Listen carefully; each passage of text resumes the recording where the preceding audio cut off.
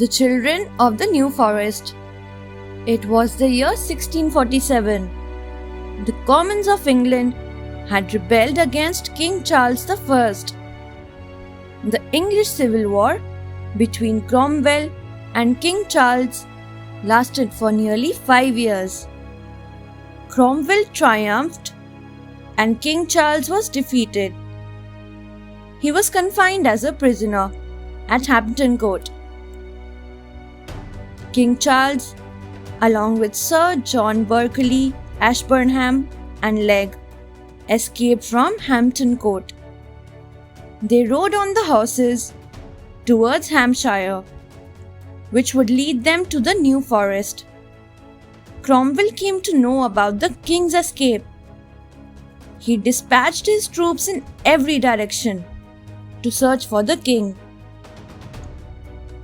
Looking for the king, the soldiers reached the mansion of Colonel Beverly at Arnwood. Although he was dead, he used to be a soldier in the king's army and fought against Cromwell. So they thought the king might be hiding in his home. The soldiers burnt down the home when they could not find the king.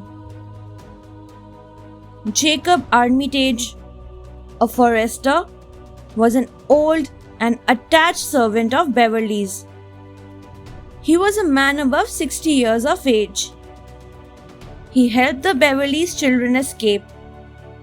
Along with the 4 children, Edward, Alice, Edith, and Humphrey, he passed through the thick woods to his cottage.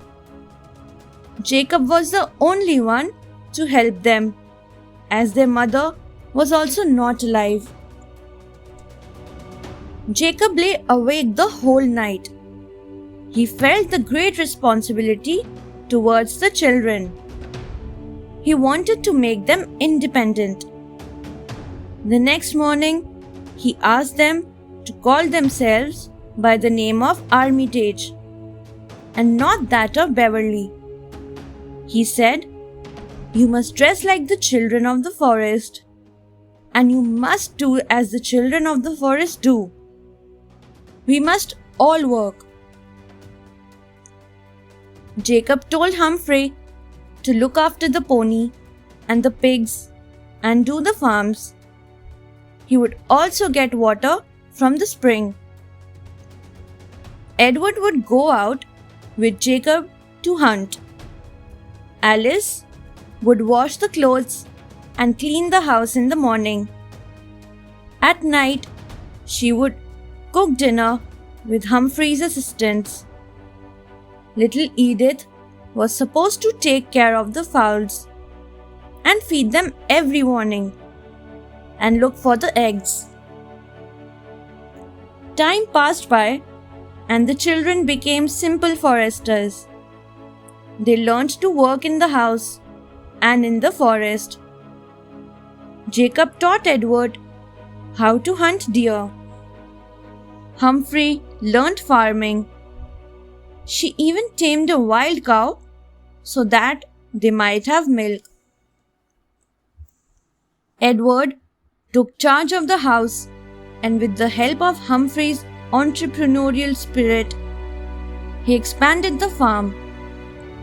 One day, he met Heatherstone, the administrator of the New Forest. Edward got to know that all the foresters now worked for him and not the king. That night, a fire broke out in Heatherstone's house.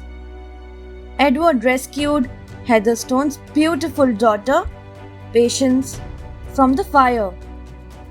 Heatherstone thanked Edward and made him his secretary.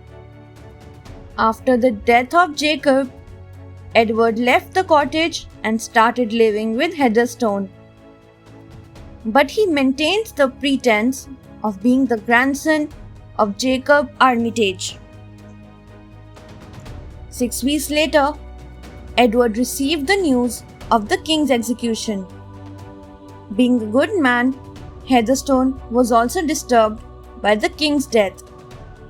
Edward promised himself to take revenge of the king's murder. So, he joined the army.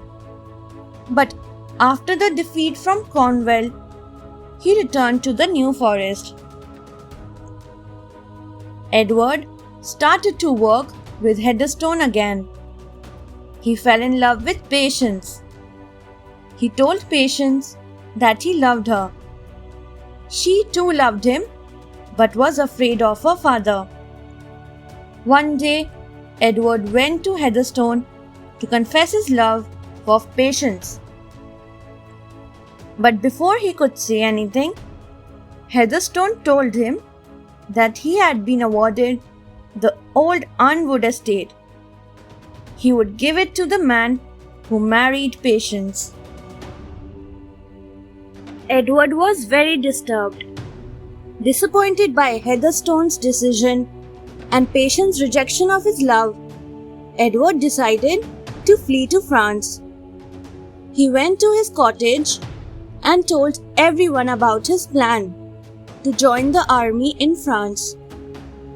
Patience was very upset as Edward left without a word to her. Edward was unaware about what was going on in Heatherstone's mind. He had already suspected that Edward was the son of Beverly. He told Patience, "I tell you that I had a strong suspicion of it, my dear child, from the noble appearance which no forest guard could disguise. He had even planned to give the old Arnwood estate to Edward when he married Patience. Now, Heatherstone's plans went wrong. In the meanwhile, Alice and Edith had to leave not only the cottage but also their brothers.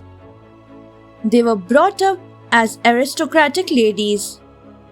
Humphrey continued living in the New Forest while Edward worked as a soldier in exile. Time flew on. Cromwell had died, and in the year 1660, Charles II was proclaimed the king. Humphrey took care of the Arnwood estate until it was ascertained to whom it was to belong. He had rebuilt the estate and it was now a princely mansion. Edward returned to England after 9 years. Alice and Edith convinced him to marry Patience. After their marriage, they started living at Arnwood. Humphrey's love for farming continued, and in a few years, he purchased his own farms. Thanks for watching. Do like, share, subscribe to Sahil Book House.